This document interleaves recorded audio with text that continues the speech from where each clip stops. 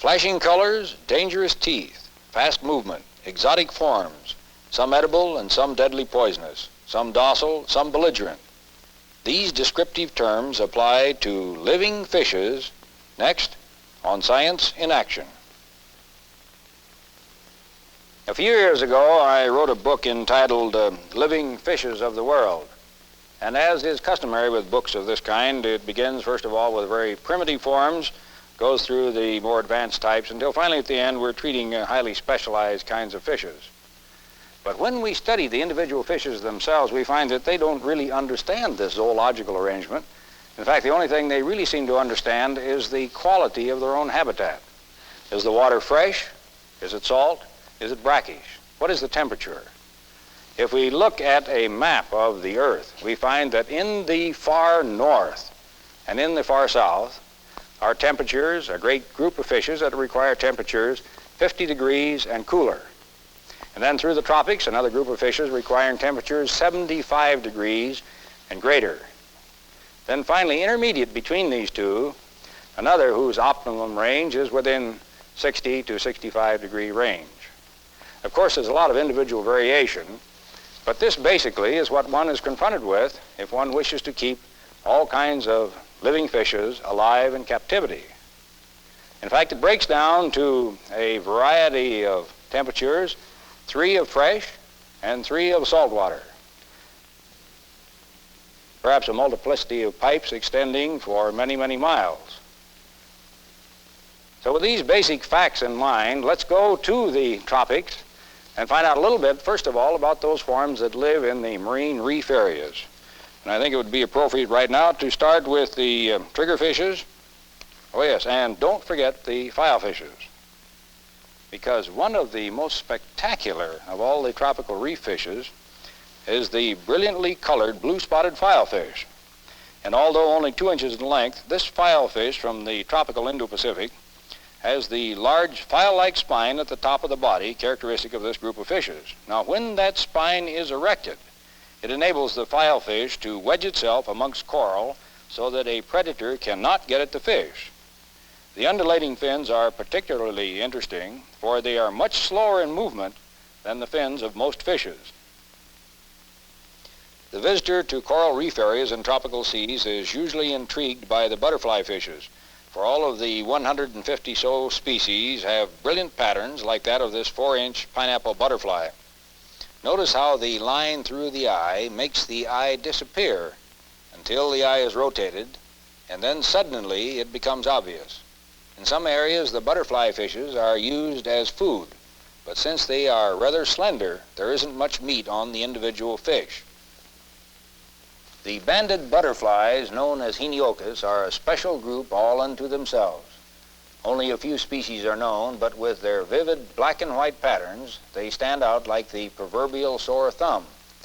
However, there is one exception to this otherwise colorful banded butterfly group. It is a drab, nondescript, miserable new species which we discovered at Bikini Atoll. Its name perpetrated upon science by a so-called friend of mine, Heniocus heroldi. Seahorses always create a fantastic amount of interest, especially when one learns that it is the male and not the female who incubates the eggs in a special brood pouch located under the tail. The eggs remain in this marsupium for a period of 10 days to 2 weeks, depending upon the temperature and the species. When the young are popped out of the brood pouch by the father, they are about 5/8 of an inch in length. They grow very rapidly until they reach the size of this 5-inch male in about 8 months. The lifespan is usually no longer than 2 years. This species happens to be the Atlantic seahorse, which ranges from Long Island in the summer south into the Caribbean. The pipefish belongs to the same family as the seahorse and has sometimes been described as a seahorse bent out straight. The male incubates the young, but unlike the seahorse, the pipefish may occur in very, very cold water. Let's move now to a group of brilliantly colored reddish species. These are the squirrel fishes, noted for their large eyes. In the daytime, they are usually hidden in cracks and crevices of tropical reef areas, emerging at night to forage. They occur around the world and are noted for the sharp fin spines which can give the unwary fisherman a very painful stab. They are excellent food fishes. In these same areas are to be found some very thin but beautiful fishes with long fin streamers. These are the threadfins or streamer jacks, known in Hawaiian as aloha kihi kihi. They're good food fishes and occur both in the Atlantic and in the Pacific. Now when the fish is young, the streamers are very long, but with growth they become progressively shorter. We are identified quite often by our fingerprints, but a shark's identification may rest on the kind of teeth.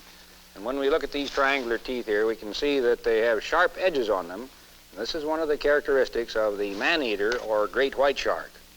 Now the dental arrangement here is much different from that found in the sharks we're going to look at, the Atlantic nurse sharks. The Atlantic nurse shark sleeps during the daytime, but in spite of that, we have record of at least 3 shark attacks. Skin diver saw the sleeping shark, went down and pulled the tail. The attack was the result. These sharks occur along the Atlantic coastline in warm waters. And those we're looking at were the first to have traveled from the Atlantic to the Pacific since the time of the Mesozoic.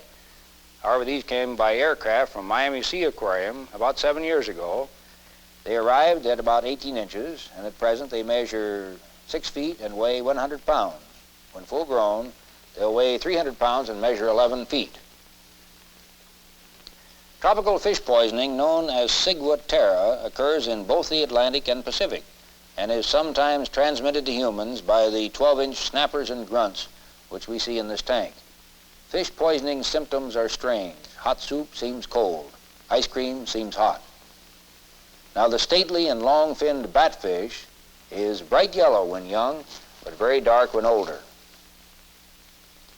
The 7-inch threadfin, the fish with the Andy Gump chin, has fins under the body which work like a mine detector and apparently help the fish in its orientation. The threadfin belongs to an important food fish group found in the world's tropics. The maximum length for some species is about 6 feet. The jacks or cavallias and the rudderfishes are swift-moving fishes found in all tropical seas and in some temperate seas. Although often used as food, they have been incriminated in tropical fish poisoning. For example, the common black alua, one of the jacks of the Honolulu fish markets, is invariably poisonous at Palmyra Island, only 900 miles away. Now these jacks are in the same family as the beautiful aloha kihi kihi, or streamer jack that we saw earlier. Throughout the tropics of the world are to be found a group of marine fishes known as the surgeon fishes.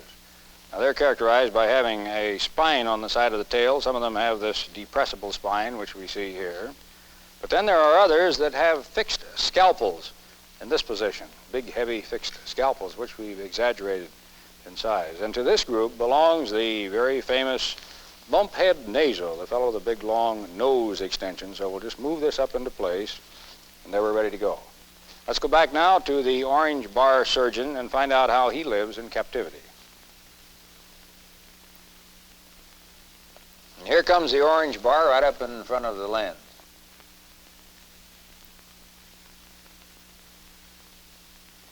Nasal right there in the foreground, the fellow with a small bump on the forehead. Some of the other nasal extensions get to be several inches in length.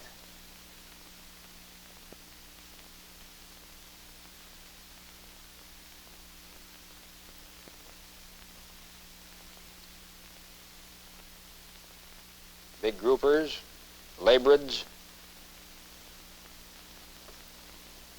a holy-holy, all kinds of tropical marine fishes, both from the Atlantic and from the Pacific. Moray eels are typical inhabitants of rock and coral areas. Many of them have spectacular patterns. The green fellow is the Atlantic moray, one of the largest species, sometimes reaching a length of almost 10 feet. The others in the background are from Hawaii. Note that all moray eels lack the pectoral fins normally located behind the gill openings.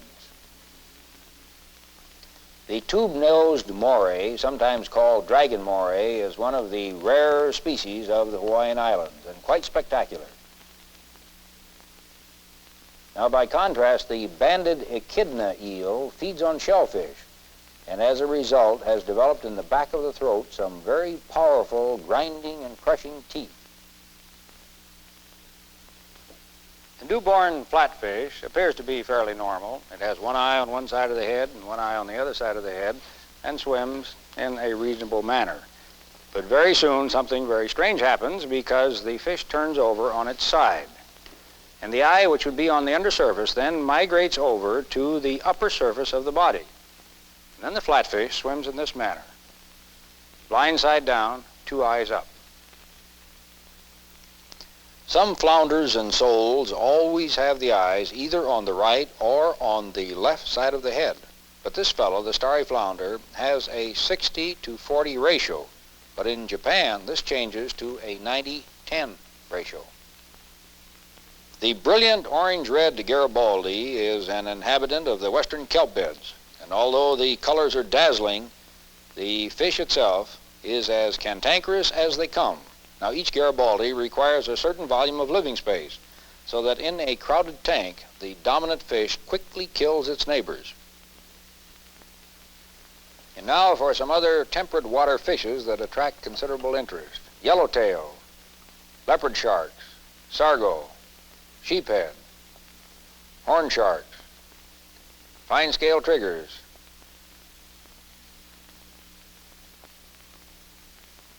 striped bass.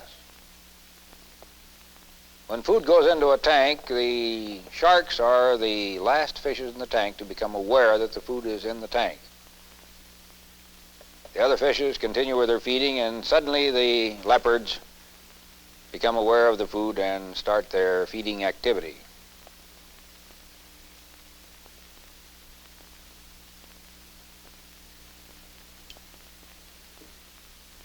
Let's move now to cold freshwater and a temperature of around 50 degrees, which is excellent for trout and salmon.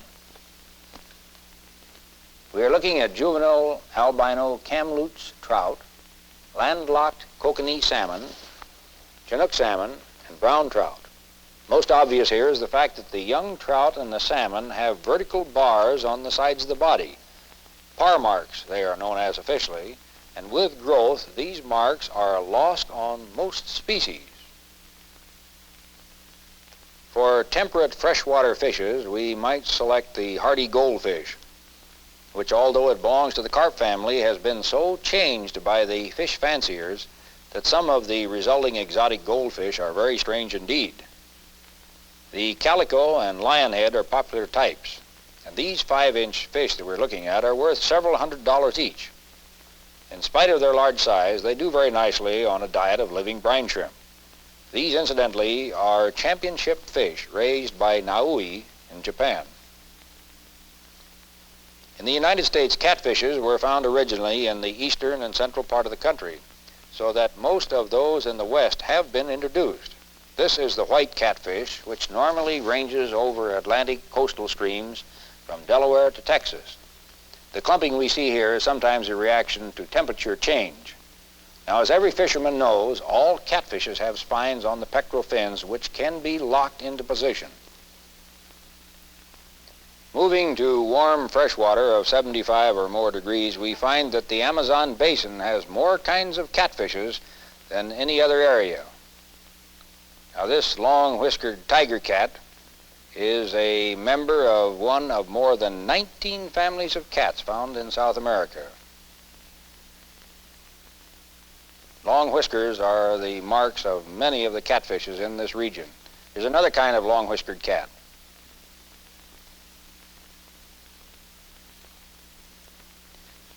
Variety in fish form is one of the features of the freshwater tropics.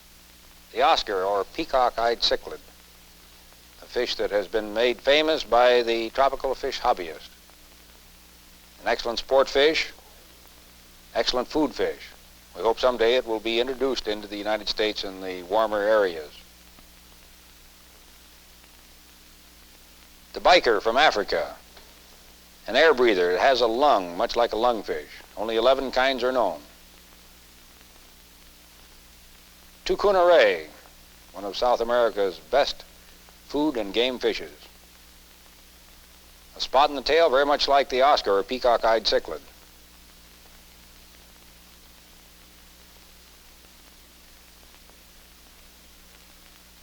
chocolate cichlid, brilliant red on the front of the body. Now, as the tucuna ray grows older, it develops a brilliant reddish color on the undersurface of the body. These are about 8 inches in length. Full length is about 2.5 feet. Fishes from the tropics, South America and Africa, freshwater. Certainly no fish has a more fearsome reputation than the piranha of South America. And the reason for this is very evident when one examines the tooth structure. These razor-sharp teeth of the piranha have been credited with reducing a carcass to a skeleton in a short period of just 3 minutes. Now, the truth of the matter is that most piranha are very shy fishes, and of the approximately 16 species, only about 4 could be considered as really dangerous, and then only under special conditions. In captivity, they sometimes chop each other, and so it is common practice to keep other fishes with them to act as decoys, the less valuable fish being destroyed rather than the more valuable piranha. These fishes are very difficult to breed in captivity, but in spite of this, the federal government has recently put a ban on their importation. So unless you are a public institution, these fishes theoretically are not available to you. The famous four-eyed fish known as anableps is a 6 to 8 inch Central American fresh and brackish water form that usually coasts along at the surface with the upper part of the double eye above the surface and the under part below. Now, having the external part of the eye divided is strange enough, but old Four Eyes carries this one step further and actually has 2 retinas, the upper retina being used by the lower or underwater eye, and the lower retina being used by the upper or out-of-water eye. These fish are extremely fast and are great jumpers.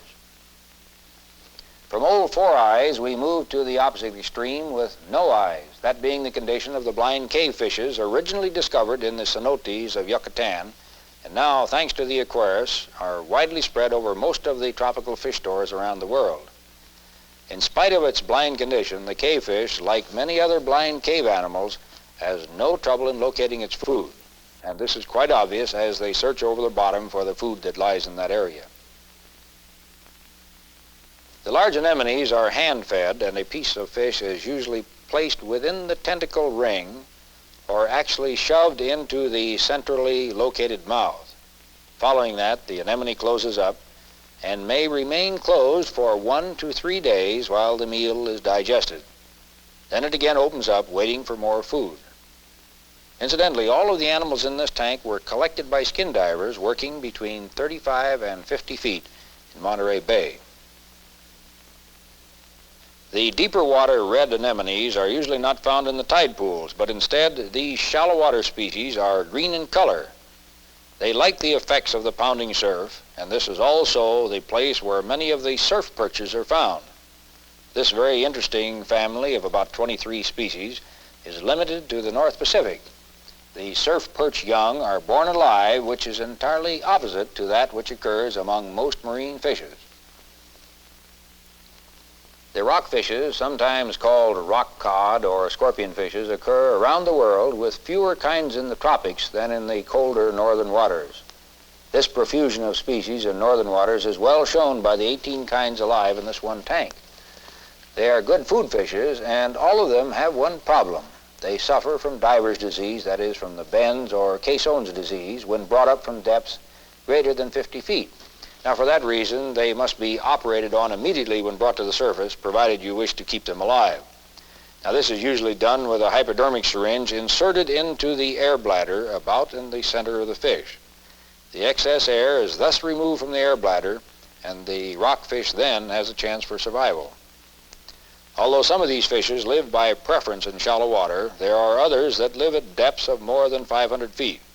Some of these rockfishes have venom glands located along the fin spines on the top of the body. The turkey fish of the tropics belongs to this group, and it is usually considered to be the world's second most poisonous fish. All in all, a very interesting group with many beautiful and brilliant colors and personalities, with each fish entirely different from its neighbor. For our final cold water fish, let's look at the comical gruntfish, which has never before appeared on film. The gruntfish is only 1.5 inches long and is related to the tide pool sculpins, but it may live at a depth of as much as 500 feet. The female hunts down the male, holds him a captive until she lays her eggs. After the male has fertilized the eggs, then he is free to go his own way. A very strange life indeed. We've had the opportunity of looking at just a few of the more than 20,000 kinds of fishes known to science. Now, these fishes don't understand zoological classification, but they certainly do understand their own living requirements. They know, for example, that they have to have the right kind of water, reasonably good water. It's water that may be either salt or fresh or brackish. The proper temperature, which may be as low as freezing or as high as 90, 95, or even higher. One never ceases to be amazed at the tremendous variety of shapes and colors which the fishes of the world exhibit. And we just hope that we've been able to make living fishes of interest to you. Now don't go away, because very shortly I'll be back with the Animal of the Week.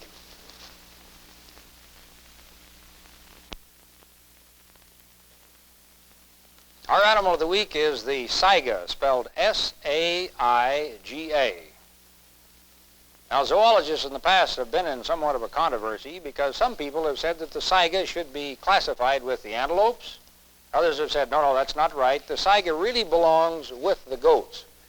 At the present time, the goat category seems to be winning out.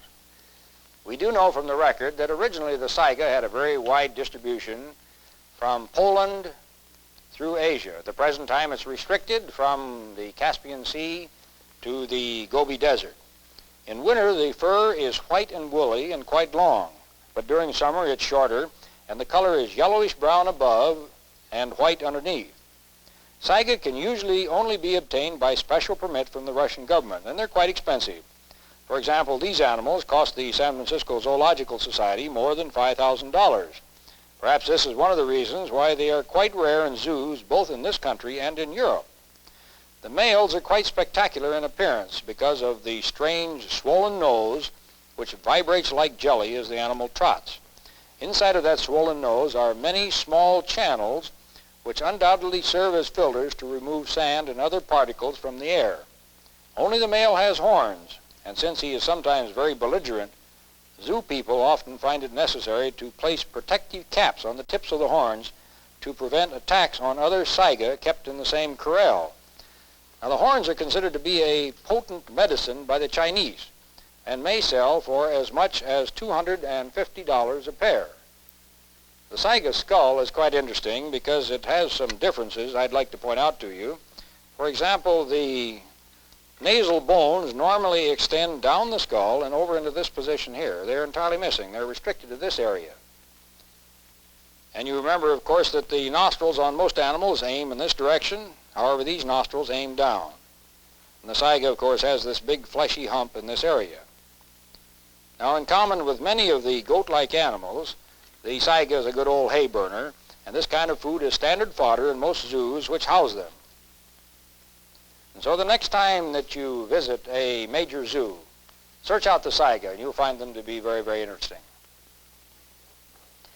We hope you've enjoyed our presentation.